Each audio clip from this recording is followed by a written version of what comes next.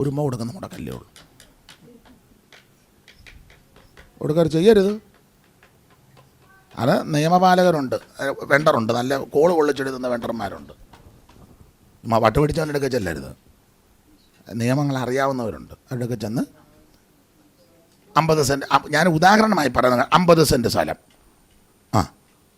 ആട്ടെ 20 സെൻറ്റ് ജോയിക്കുട്ടിക്ക് മോൻ, 20 സെൻറ്റ് സൂസമ്മയ്ക്ക് മകള്, അപ്പോൾ 20 എത്രയാണ്? 50 40 പോയ പിന്നെ എത്രയുണ്ട് അമ്മായിരിക്കുന്നത്? Pot 10 cent. ആ 10 സെൻറ്റും വീടും അപ്പൻ്റെ അമ്മയുടെയും പേർക്കെടുക്കണം. കാലശേഷം ഞങ്ങളെ നോക്കുന്നവർക്ക്, ഇങ്ങനെ നോക്കുന്ന കാര്യമല്ല, അതുകൂടെ എഴുതിയേക്കണം, മെണ്ടറിനോട് പറയണം. രാവിലെ നിന്ന് ഗേറ്റിങ് വന്നാൽ ചപ്പനെ അമ്മയെ നോക്കി വെച്ച് ചത്ത കഴിയുമ്പോൾ നോക്കുന്നവർക്ക് കൊടുക്കണം എന്നാണ് ഇതിനകത്ത് എഴുതി. വല്ലാത്ത കാലം, അതുകൊണ്ടാണ് ഇതൊക്കെ ഓപ്പണായിട്ട് പറയുന്നത്. പഴമക്കാർ പറയും വെളുത്തതെല്ലാം മിന്നുന്നതെല്ലാം പൊന്നല്ല, വെളുത്തതെല്ലാം പാലല്ല. മക്കളാന്നേലും വളരെ സൂക്ഷിച്ചിടപെട്ടോണം. ചില മക്കൾ ഞാൻ അമ്മയോട് പറയാം, അമ്മയിലൂടെ നോപ്പിട്ട് ലോണ് പാസ്സാകണം, അത് മൊത്തം എഴുതി തന്നാലേ അങ്ങനത്തെ പാസ് വേണ്ട. ലോണ് എല്ലാം എഴുതി കൊടുത്താൽ ചാന്നാ ഇപ്പം അമ്മിയിരിക്കുന്നത്. ദൈവമേ, എൻ്റെ പാസ് ഒരു 2 വർഷം മുമ്പ് വരികയായിരുന്നു എനിക്ക് ചതിവ്.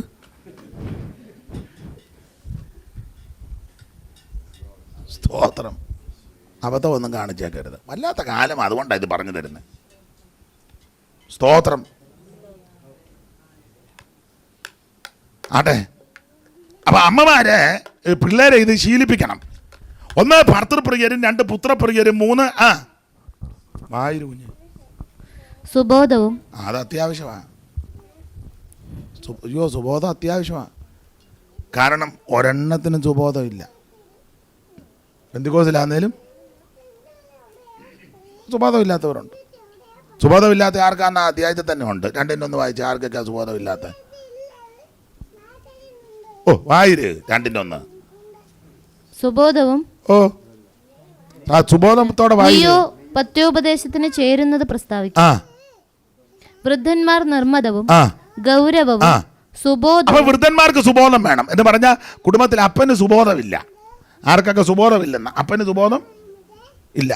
ഉടനെ അമ്മ പറയാ, പാസ്റ്റർ കുറച്ചുകൂടെ അത് പറഞ്ഞു കൊടുക്കുക, അങ്ങേർക്ക് ഈടെയായിട്ട് ഒരു സുബോധവും എനിക്കും തോന്നുന്നുണ്ട്.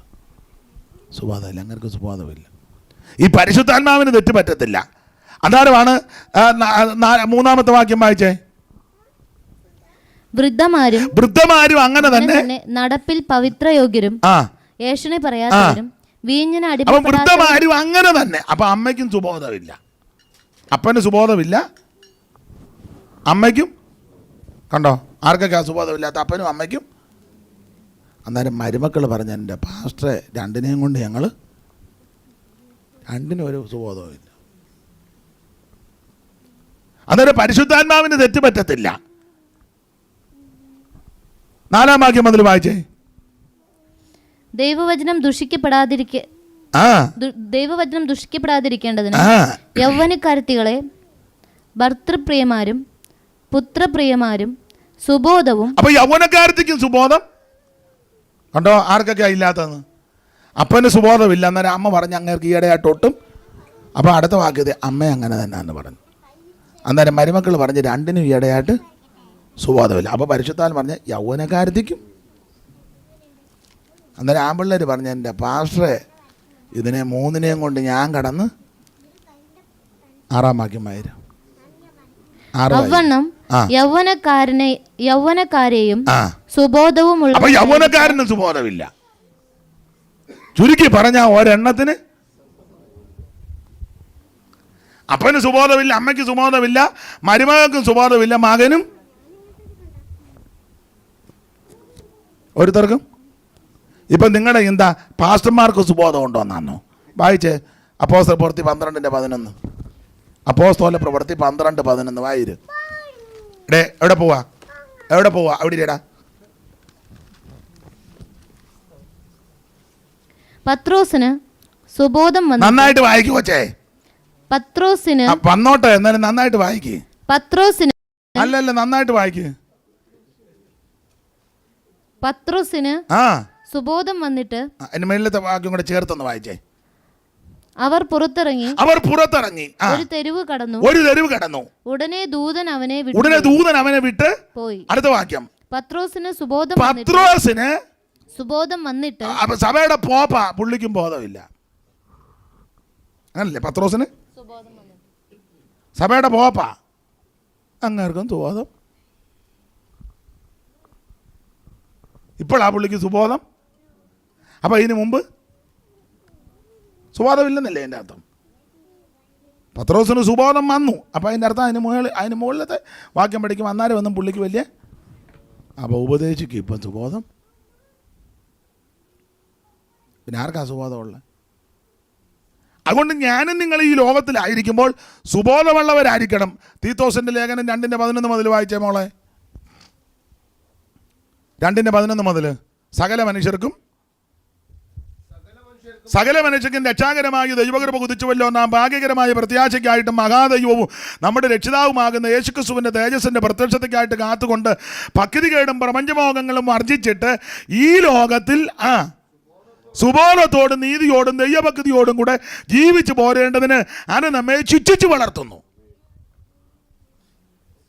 അപ്പൊ ഈ ലോകത്തിൽ നമ്മൾ സുബോധത്തോടെ ജീവിച്ചോണം. നീ ഒരു ദൈവ പൈതലാണെന്നുള്ള ബോധം എപ്പോഴും ഉണ്ടായിരിക്കണം. അത് ആരാധനയ്ക്കിരിക്കുമ്പോൾ മാത്രമല്ല, ചന്തയിൽ ചെല്ലുമ്പോഴും, സ്കൂളിൽ ചെല്ലുമ്പോഴും, കോളേജിൽ ചെല്ലുമ്പോഴും, ബിസിനസ് രംഗങ്ങളിലും, ജോലി ചെയ്യുന്ന സ്ഥാപനത്തിലും, ഓഫീസിൽ ഇരിക്കുമ്പോഴെല്ലാം സുബോധം ഉണ്ടായിരിക്കണം. അതെ, നമ്മുടെ വിഷയത്തിലേക്ക് വരാം. യൗവനക്കാരത്തുകളെ ഭർത്തൃപ്രിയരും പുത്രപ്രിയരും സുബോധമുള്ളവരായിരിക്കാൻ ശീലിപ്പിക്കണം. ഇപ്പോഴത്തെ ആൺപിള്ളേർക്കും പെൺപിള്ളേർക്കും ഒന്നും സുബോധമില്ല. നിങ്ങൾ കണ്ടിട്ടുണ്ടോ? സുബോധമില്ല. ഞാനിരിക്കലെ മാവേലിക്കരയ്ക്ക് ഒരു യോഗത്തിന് പോവാം. ബസ്സേലാണ് പോകുന്നത്. അന്ന് ബസ്സാണ്, KSRTC ബസ്സേൽ. ഞാൻ ആ കണ്ടക്ടറുടെ സീറ്റിലായി. ഇപ്പോൾ കണ്ടക്ടർമാർക്ക് സെപ്പറേറ്റ് സീറ്റാണെന്ന് ഞാൻ പേപ്പറിലുണ്ടായിരുന്നു. നേരത്തെ ഒരാൾ കൂടി ഇരിക്കാം. അപ്പോൾ ഈ ലോങ് യാത്രയൊക്കെ ചെയ്യുമ്പോൾ ചെയ്തിട്ടില്ലേ, കണ്ടക്ടറുടെ സീറ്റ് ഇരിക്കുന്നത് ഒരു സേഫ്റ്റിയാണ് എന്നെ സംബന്ധിച്ചാണ്. കാരണം ഇടയ്ക്കിടയ്ക്ക് കണ്ടക്ടർ ടിക്കറ്റ് എടുക്കാൻ പോകുന്നത് നമുക്ക് കുറച്ചുകൂടെ നന്നായിട്ട് ഇരിക്കുകയും ചെയ്യാം. എന്തുവാടായിട്ട് എന്നതാന്ന് വെച്ചു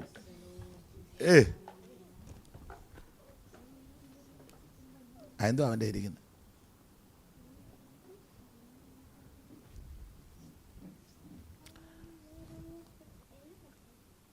അപ്പം ശ്രദ്ധിച്ചേ, ഞാൻ ഈ സീറ്റിന് അവിടെ ഇരിക്കുക.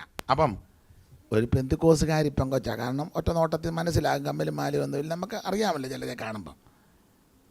എവള് വന്ന് എൻ്റെ ഫ്രണ്ടിലായിരിക്കുന്നത്. അതിന് തുടക്കാൻ മോനെ മൊബൈൽ പിടിക്കുകയാണോ? അവിടെ പിടിക്കുന്നുണ്ടല്ലോ. നീ ആർക്കെങ്കിലും അയച്ചു കൊടുക്കാനാണോ? ദോഷമൊന്നും ഒപ്പിച്ച് വെക്കരുതേ. അപ്പോൾ ശ്രദ്ധിച്ചേ, എൻ്റെ ഫ്രണ്ടിൽ വന്ന് എവളിരിക്കുക. വണ്ടി അങ്ങോട്ട് വിട്ടപ്പോൾ സുബോധമില്ലെന്നുണ്ടെങ്കിൽ ഒരു തെളിവാണ്. ഇവിടെ മുടിയെല്ലാം കൂടെ അങ്ങോട്ട് പറക്കാൻ തുടങ്ങി. ഈ ഇവിടെ പാലക്കാട് കാണും ഈ 2 സ്ഥലമല്ലേ കേരളത്തിൻ്റെ നെല്ലറ, കുട്ടനാടും പാലക്കാട്. അപ്പോൾ നിങ്ങൾക്ക് മനസ്സിലാകും. ഈ ടെമ്പോ വണ്ടിയെ കച്ചി കൊണ്ടുപോകുന്നത് കണ്ടിട്ടുണ്ടോ? ടെമ്പോയിൽ കച്ചി ഇങ്ങനെ നിൽക്കും. ഇങ്ങനെ പോകുമ്പം ഓരോരോ കച്ചി ഇങ്ങനെ പുറകെ ബൈക്കിൽ പോകുന്നതിൻ്റെ കണ്ണ് കച്ചിപ്പൊടി എല്ലാം കൂടെ എന്ന് പറഞ്ഞ പോലെ അവൾ വന്ന് മുന്നിരിക്കുക. ഇങ്ങനെ വണ്ടി പോകുമ്പോൾ കച്ചി പോയി. എൻ്റെ മുഖമെല്ലാം മുടി. തൊട്ട ഫ്രണ്ടിലത്തെ സീറ്റല്ലേ, എനിക്ക് കണ്ണൊന്നും കാണാൻ മേല. ഇങ്ങനെ ഡ്രൈവർ ഇതൊന്നും അറിയുന്നില്ല. പുള്ളിയുടെ ഡ്യൂട്ടി ചെയ്യുകയല്ലേ. അതൊക്കെ ബോധമൊന്നും ഉള്ളവളല്ല. എന്നാൽ വീട്ടിൽ നിന്ന് ഇറങ്ങുമ്പോൾ 2 സ്ലൈഡ് കുത്തുകയോ ഒന്ന് ഒതുക്കി കെട്ടുകയോ. ഇനിയും വേറൊരു കാര്യം പറയാം, നിങ്ങളെ സഹോദരിമാർ മുടി അഴിച്ചിട്ട് നടക്കരുത്. ഇതൊക്കെ വേദവസത്തിൽ ഉപദേശങ്ങളാണ്. മുടി അഴിച്ചിട്ട് ചെക്ഷി നടക്കും പോലെ. അതാരാ? വടയക്ഷിയാണോ? കുളിച്ച് കഴിയുമ്പം മുടി ഉണങ്ങണം. ഇപ്പോൾ സൗകര്യമൊക്കെ ഫാനുണ്ട്, അല്ലെ ആ കാറ്റത്തോട്ട് പോയി. നേരത്തെ അർദ്ധരാത്രി കുളിക്കരുത്, മഴയും പെയ്ത് എവിടെ പോയി ഉണങ്ങാനാ? പിന്നെ ഇല്ലെങ്കിൽ ഫാനൊന്നിട്ട് ഒക്കുന്നെങ്കിൽ കെട്ടി വെച്ചോണം. മുടി അഴിച്ചിട്ട് സഭായത്തിനും വരരുത്, മുടി അഴിച്ചിട്ടുണ്ട് നടക്കുകയും ചെയ്യുന്നു. മുടി അഴിച്ചിട്ടുണ്ട് ആരാന്ന് ചോദിച്ചാൽ സംഖ്യ പുസ്തകം പിന്നെ പോയി പഠിച്ചാൽ മതി. അങ്ങനെയുള്ള പെണ്ണുങ്ങളെ കൊണ്ടുവന്ന് വിസ്തരിക്കും. അതാണ് മുടി അഴിച്ചിട്ടുന്നത്. ഇപ്പം ഞാൻ ഇന്ന് യോഗത്തിന് വന്നത് ഗുണമായേ, പിന്നെ വായിച്ചാൽ മതി. ഇതിങ്ങനെ ഇങ്ങനെ പറത്ത് ഇപ്പം മുടി ഇങ്ങനെ അതിന് പറഞ്ഞ ഈ കമ്പി പൊടി പോലെ കിടക്കുന്നതിന് എന്നാ പറയുന്നത്, എന്തുവാ അത് കാശ് കൊടുത്ത് ചെയ്യിപ്പിക്കുന്നതല്ലേ? 300 രൂപ ആകുമോ? എത്ര കൂടാനേ സാധ്യതയുള്ളൂ. വല്ലാത്ത കാലമാണ്. എന്നിട്ട് അതിൻ്റെ ഒരു ഭാഗം ഇവിടെ ഇങ്ങനെ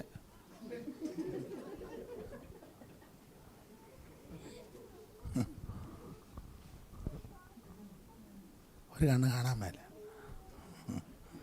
എല്ലാം ഫാഷനാ. എന്നിട്ട് ആ സഹോദരിയാണ് പ്രൈസ് ആൻഡ് വർഷിപ്പിൽ നിന്ന് പാടുന്നത്. ലോകമെനിക്കു വേണ്ട ലോകത്തിൻ. ഈ പാട്ടുമായിട്ട് എന്തേലും പൊരുത്തമുണ്ടോ നിങ്ങളൊന്ന് ചിന്തിച്ച്. സ്തോത്രം. വല്ലാത്ത കാലമാണ്.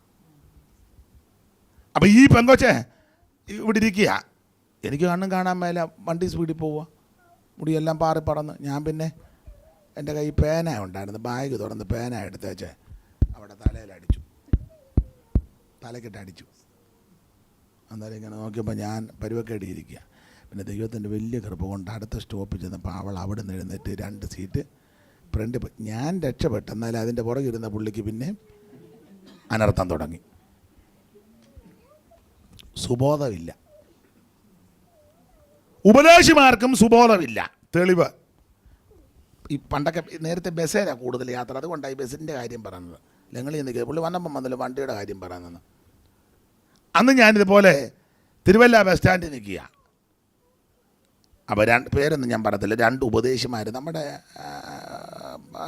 ചില പറഞ്ഞാൽ അറിയാം, 2 പാസ്റ്റർമാർ, 2 ഉപദേശിമാർ സഭയിലെ പ്രശ്നങ്ങളിൽ നിന്ന് ചർച്ച ചെയ്യുക. KSRTC സ്റ്റാൻഡിനകത്ത് സഭയിലെ പ്രശ്നം അത് ചർച്ച ചെയ്ത് അതിപ്പം വണ്ടി വന്നു, ഇടത്തുവാ വണ്ടി വന്നു, 2 പേരും കയറി ഒരു സീറ്റിൽ വണ്ടിക്കകത്തിരുന്നും ചർച്ച ചെയ്യാം. ഒന്ന് മറ്റുള്ളവർ ഈ സീറ്റിൽ ആൾ ഇരിക്കുന്നതെന്നോ കണ്ടക്ടർ ഉണ്ടെന്നോ ഒന്നും അവർക്ക് വിഷയമല്ല. എല്ലാവരും ഇവരെ നോക്കുന്നുമുണ്ട്. വെള്ള ഷർട്ടുവാ, ഫുൾ കൈ, സുബോധമില്ല. മനസ്സിലായോ? അതെ. അപ്പം അമ്മമാർ പെൺപിള്ളേരെ 7 കൂട്ടം കാര്യം ശീലിപ്പിക്കണം. 1 ഭർത്തൃപ്രിയര്, 2 പുത്രപ്രിയര്, 3 സുബോധമുള്ളവരായിരിക്കാൻ, പിന്നെ പാതിവൃത്യവുമുള്ളവരും. അപ്പോൾ അമ്മ ഇതെല്ലാം ശീലിപ്പിക്കണം. പെൺപിള്ളേർ ചില വസ്ത്രം കാണുമ്പോൾ ഇമ്പം വരും. അന്നേരം അമ്മ പറയണം, മോളെ നമ്മൾ പെന്തിക്കോസുകാരാണ്, നമുക്ക് അങ്ങനത്തെ ഡ്രസ്സ് ഇടാൻ പാടില്ല. നമ്മൾ യോഗ്യമായ വസ്ത്രം ധരിക്കണം, ലജ്ജാശീലത്തോടായിരിക്കണം.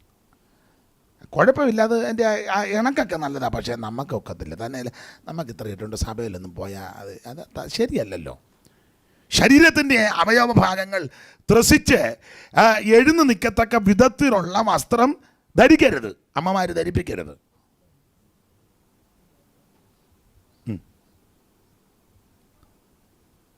എല്ലാവരും അല്ലെങ്കിൽ ചില രാജ്യത്തിൽ നിന്നൊക്കെ നമ്മുടെ കേരളത്തിലാണെങ്കിലും വരുന്നവർ, കേരളത്തിലുള്ളവരും എല്ലാവരും ഉണ്ട്.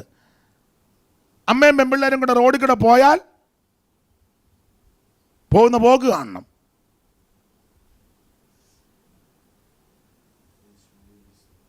അമ്മയും പെൺപിള്ളേരുടെ ഇറുകിപ്പറ്റിയ വസ്ത്രം, 10-18 വയസ്സുള്ള പെൺകൊച്ചുങ്ങൾ. പണ്ടത്തെ കാലമല്ലല്ലോ, ഇപ്പോഴത്തെ ഭക്ഷണത്തിൻ്റെ ക്രമം വേറെയല്ലേ. അതുകൊണ്ട് ശരീര വളർച്ചയുണ്ട്. 13 വയസ്സുള്ള കൊച്ചിനെ കണ്ട വലിയതുള്ള പോകുമ്പോലിരിക്കും. ഭക്ഷണക്രമം, ജീവിതചര്യ അങ്ങനെ ആയി. അപ്പോൾ യോഗ്യമായ വസ്ത്രം ധരിച്ചോണം. മോള് നടക്കുക ഒരു ജീൻസ്, അത് ഇറുകിപ്പറ്റിയിരിക്കുക, ഇപ്പം പൊട്ടിപ്പോവെന്നും പറഞ്ഞു. ഒരു ഇറുകെ പറ്റിയ കറുത്ത ബനിയനും, 18 വയസ്സുള്ള പെങ്കൊച്ച.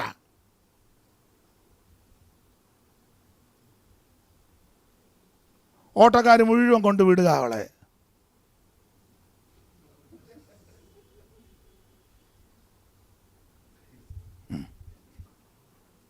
അമ്മ ശ്രദ്ധിക്കണ്ടേ? അമ്മ പറയണ്ടേ, എടി നമ്മൾ ടൗണിൽ കൂടെ പോകുന്ന ഈ വസ്ത്രം ധരിക്കരുത്, മോശമാണ്, ഇത് ടെക്സാസ് ഒന്നും അല്ല, ആന്നോ? ചിറ്റൂരല്ലേ, തത്തമംഗലമല്ലേ, അത് കാലിഫോർണിയ ആണോ? നമ്മുടെ സഭ കാലിഫോർണിയയിലാണോ ഇരിക്കുന്നത്? കാലിഫോർണിയയിലുള്ളവർ മര്യാദയ്ക്ക് ജീവിക്കുന്നവരുണ്ട്, ഉണ്ട്, മര്യാദക്കാരെല്ലായിടത്തും ഉണ്ട്. അമേരിക്കയിലുള്ളവരെല്ലാം ചീത്തയാണ് ഞാൻ പറയുകയില്ല, അവിടെ മര്യാദയ്ക്ക് മാനമായിട്ട് ജീവിക്കുന്നവർ ഉണ്ട്. ലണ്ടനിലുള്ളവരെല്ലാം പഴയാന്ന് ഞാൻ പറയുകയില്ല, അവിടെ മര്യാദയ്ക്കും മാനമായിട്ടും ജീവിക്കുക എല്ലായിടത്തും ഉണ്ടല്ലോ. യോഗ്യമായിരിക്കണം, ലജ്ജാശീലത്തോടായിരിക്കണം, സുബോധത്തോടെ വേണം പെൺപിള്ളേർ വളരാൻ. അമ്മമാർ ശീലിപ്പിച്ചെടുക്കണം. ഭർത്തൃപ്രിയരും പുത്രപ്രിയരും സുബോധമുള്ളവന്, പിന്നെ വായിച്ച മോളെ, പാതിവൃത്യമുള്ളവരായിരിക്കണം. പാതിവൃത്യം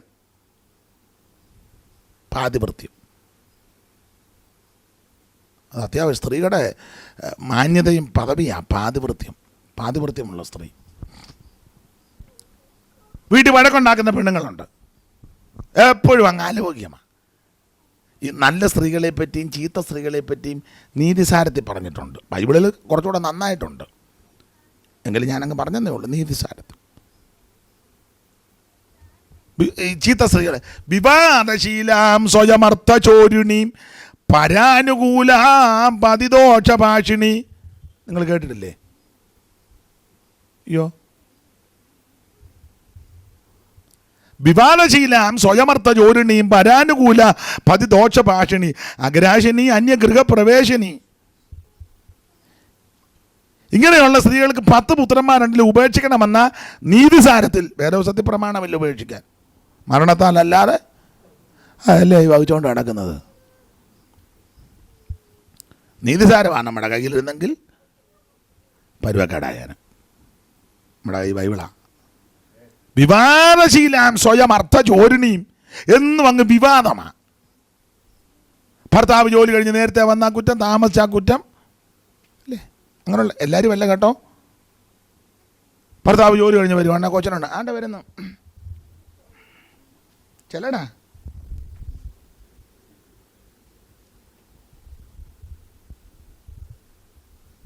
അവൻ വന്നിച്ച് ലോക്യത്തോടെ, മേരിയേ, മേരി കൂരി, ഉള്ളി മേടിച്ചോ?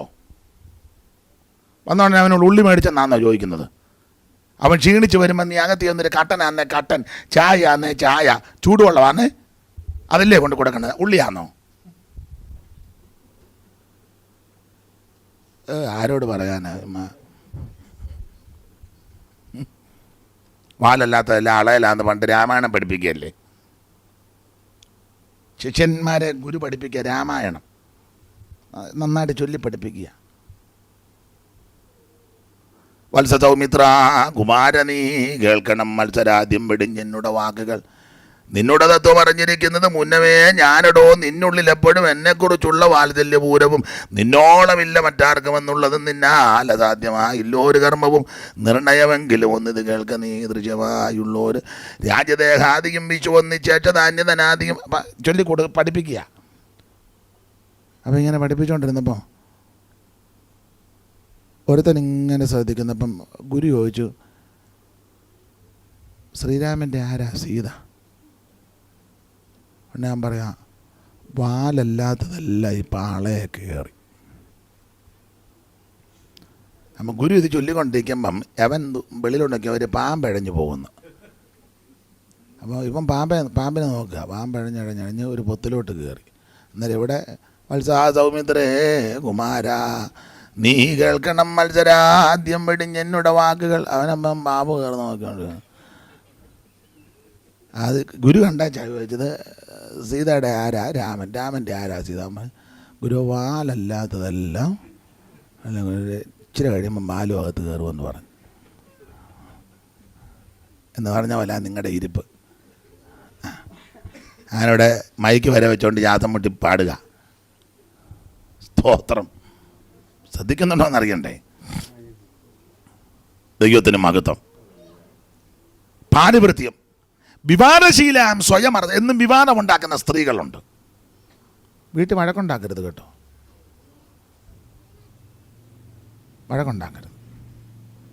അതുപോലെ കുഞ്ഞുങ്ങളുടെ കേക്ക് അപ്പനും അമ്മയും വഴക്കുണ്ടാക്കരുത്.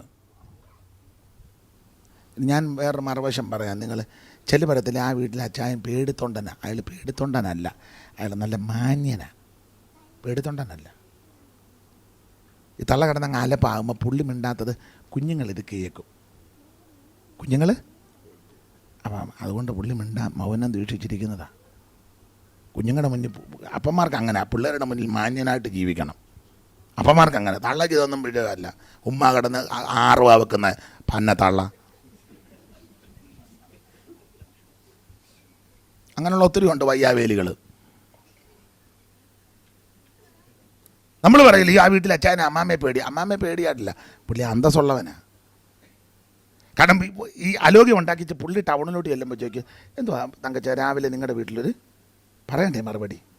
അപ്പം അതിന് മാന്യത കൊണ്ട് മിണ്ടുകയില്ല. അത് പെണ്ണുങ്ങളത് മുതലാക്കുന്ന പെണ്ണുങ്ങളുണ്ട്.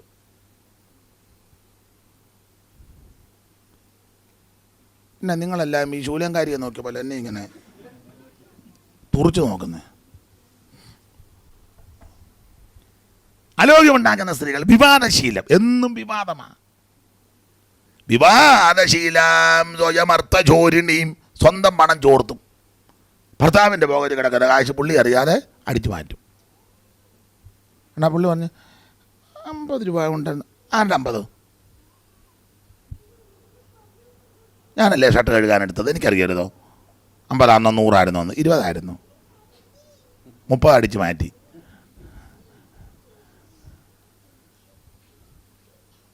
ഇപ്പം നിങ്ങൾ എനിക്ക് പാസ്റ്റർ എങ്ങനെ ഇത് അറിഞ്ഞെന്നായിരിക്കും. ഓ, വിവാദശീലാം സ്വയമർത്ഥ ചോരിണി പരാനുകൂലാം പതിദോഷഭാഷിണി. സ്വന്തം ഭർത്താവിനെതിരെ ദോഷവും പറയും, അപ്പുറത്തെ പുള്ളിക്ക് അനുകൂലവും പറയും. അയ്യോ അപ്പുറത്തെ തങ്കച്ചൻ എന്ത് നല്ല മനുഷ്യൻ, എൻ്റെ ദൈവമേ. അപ്പുറത്തെ തങ്കച്ചൻ, അയ്യോ ഞങ്ങളുടെ ഇവിടെ ഒരെണ്ണമുണ്ട്, അയ്യമ്മേ. പിന്നെ നിങ്ങൾ എന്നെ ഇങ്ങനെ തുറച്ചു നോക്കുന്നത്. നിങ്ങൾ അങ്ങനെയൊക്കെ നോക്കുമ്പോൾ എനിക്ക് സംശയം ഉദിക്കുന്നു. അതുകൊണ്ടാണ്. നിങ്ങൾ സന്തോഷിച്ചിരുന്നു. അഥവാ എന്തെങ്കിലും ഉണ്ടെങ്കിലും എനിക്ക് പിടികിട്ടായിരിക്കട്ടെ. വിവാദശീലാം സ്വയമർത്ഥ ജോരിണിയും പരാനുകൂലാം പതിദോഷഭാഷിണി. അഗ്രാശനി അന്യഗൃഹപ്രവേശനി, എപ്പോഴും അപ്പുറത്തെ വീട്ടിൽ കാണും. മോളിയെന്ന് വിളിക്കുമ്പോൾ അവിടുന്ന് ഓടി വരുന്നത്. പരിക്കാത്തിന്നല്ലേ വരണ്ടേ? പ്രശ്നം ഉണ്ടാക്കും. എന്നാൽ നല്ല സ്ത്രീകളെ പറ്റി നീതിസാരത്തിലുണ്ട്. കാര്യേഷു മന്ത്രി, കരണേഷു ദാസി, വീരേഷു പുത്രി, ക്ഷമയാന്തരിത്രി, ലോകേഷു മാന, ജനേഷു വേടി, ഷട്കർമ്മനാരി, കുലധർമ്മ ഭക്നി. നല്ല സ്ത്രീകളെ പറ്റിയുണ്ട്. ആട്ടെ, നമ്മുടെ വിഷയം അതല്ലല്ലോ. നമ്മുടെ അടുത്ത ഭാഗത്തേക്ക് വരണം. അപ്പോൾ ഈ ഭാഗത്ത് പാതിവൃത്യമുള്ള സ്ത്രീകളായിരിക്കണം.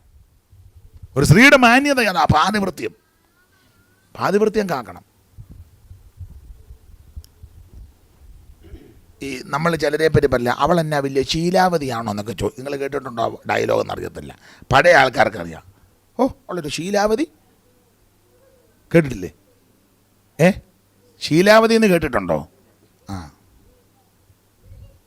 വന്നിപ്പോൾ ഒന്നും കേട്ടിട്ടില്ല. ശീലാവതി അതൊരു കഥയാണ്. എൻ്റെ വല്യമ്മച്ചി എന്നെ പഠിപ്പിച്ചതാണ് ശീലാവതിയുടെ. അതൊത്തിരി ഉണ്ട് പറയാൻ, ഒറ്റ വാക്കി പറയാം. ഭർത്താവ് കുഷ്ഠരോഗം പിടിച്ചവനാ, അപ്പം തന്നെ ധാർമ്മികമായിട്ട് അധപ്പതിച്ചവനാ. ചീത്ത സ്ത്രീകൾ പാർക്കുന്ന സ്ഥലത്ത് ഇദ്ദേഹത്തിന് പോകണം. കുഷ്ഠരോഗിയാണ്. ചീത്ത സ്ത്രീകൾ പാർക്കുന്ന സ്ഥലത്ത് സ്വന്തം ഭാര്യ എന്നും കൊണ്ട് ചെല്ലണം. അത് എടുത്തോണ്ടാ പോകും, നടക്കാൻ വലിയാക്ക്. അത് കഴിഞ്ഞ് അവിടെ തിരിച്ചു വന്നുകൊണ്ട് വീട്ടിൽ കൊണ്ടുവരണം. എന്നാലും ആ സഹോദരി അതങ്ങ് സഹിക്കുക. അതാ ശീലാവതി. നല്ല ഭക്ഷണം ഇങ്ങനെ ഉണ്ടാക്കി കൊടുക്കണം, എന്നാൽ ഇയാൾ കുറ്റം പറയും. എൻ്റെ വല്യമ്മച്ചി പഠിപ്പിച്ചതാ കഥ. അത് ഇങ്ങനെ നല്ല വരി നെല്ലോ കുത്തിയരിയാക്കി മെല്ലമേ പാകത്തിൽ വെച്ചുണ്ടാക്കി. വരിനെല്ല് കുത്തുന്ന വലിയ ബുദ്ധിമുട്ടാണ്. ഇപ്പോഴല്ലേ മെഷീൻ, പണ്ടൊക്കെ കുത്തുക, വറുത്ത് കുത്തുക. വരിനെല്ല് സൂചി പോലിരിക്കും. നിങ്ങൾക്ക് പാലക്കാടുകാരാകുമ്പോൾ അറിയാമല്ലോ.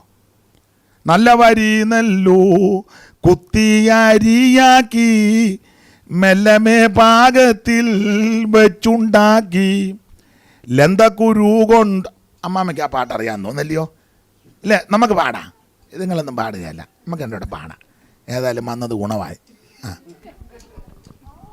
ലന്തക്കുരു കൊണ്ടു കൂട്ടാനുമുണ്ടാക്കി ചന്തത്തിൽ വേണ്ടുന്ന കോപ്പുകൂട്ടി. അടുത്ത പാടിക്ക് ഞാനങ്ങ് മറന്നുപോയി. ആട്ടിൻ്റെ പാലു കറന്നു തിളപ്പിച്ചു കൂട്ടിക്കുഴച്ചങ്ങ് ചോറു നൽകി.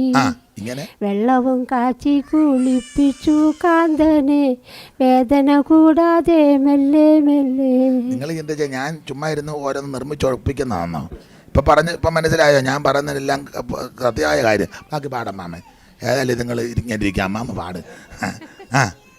അതിൻ്റെ ഒടുവിലത്തെ ഒരു വരിയുണ്ട്. ഇങ്ങനെയൊക്കെ ദിനംപ്രതി ചെയ്താലും അങ്ങുള്ളിലേതും പ്രസാദമല്ലെന്ന്. പരുനെല്ല് കുത്തി അരിയാക്കി ചോറ്, അത് ആടിൻ്റെ പാല് കറന്ന് തിളപ്പിച്ച് കൂട്ടിക്കുഴച്ച് ഉരുള ഉണ്ടാക്കി പുള്ളിയുടെ വായിലോട്ട് വെച്ച് കൊടുക്കുക. അതാ ശീലാവതി. ലന്തക്കുരു കൊണ്ട് കൂട്ടാനും ഉണ്ടാക്കി ചന്തത്തിൽ വേണ്ടുന്ന കോപ്പും കൂട്ടി. ഇതെല്ലാം ചെയ്ത് എങ്ങനെ കയ്യാള ചുമന്നുകൊണ്ട് അവിടെയും പോകുന്നുണ്ട് രാവിലെ വൈകിട്ടും. ഇതെല്ലാം ചെയ്താലും ഇങ്ങനെയൊക്കെ ദീനം പ്രതി ചെയ്താലും അങ്ങുള്ളിലേതും പ്രസാദമല്ല. ഇതൊക്കെ ചെയ്താൽ അയക്ക് അതാണ് ശീലാവതി, പാതിവൃത്യമുള്ള സ്ത്രീ. നിങ്ങൾ വല്ലവരും അറിഞ്ഞെല്ലാം പണ്ട് അവൾ ചെയ്തപോലെ കഷണമായിട്ട് പ്ലാസ്റ്റിക് കൂടിനകത്ത് അങ്ങനെ ആക്കി വെച്ച് ഫ്രിഡ്ജിനകത്ത് വെച്ച് പിള്ളേരോട് പറയും ഇന്ന് ബീഫ് ഫ്രൈ ആണെന്ന് പറയും.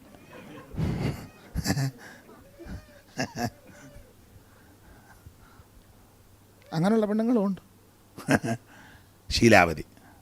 അമ്മാമ്മ ആ വരി എനിക്കൊന്ന് എഴുതി തരണം പോകുന്നതിന് മുന്നേ. ഞാൻ ആ ഇടയ്ക്കത്തെ വരി അങ്ങ് മറന്നു പോയതാണ്. അമ്മാമ്മ വന്നത് ഗുണമായി.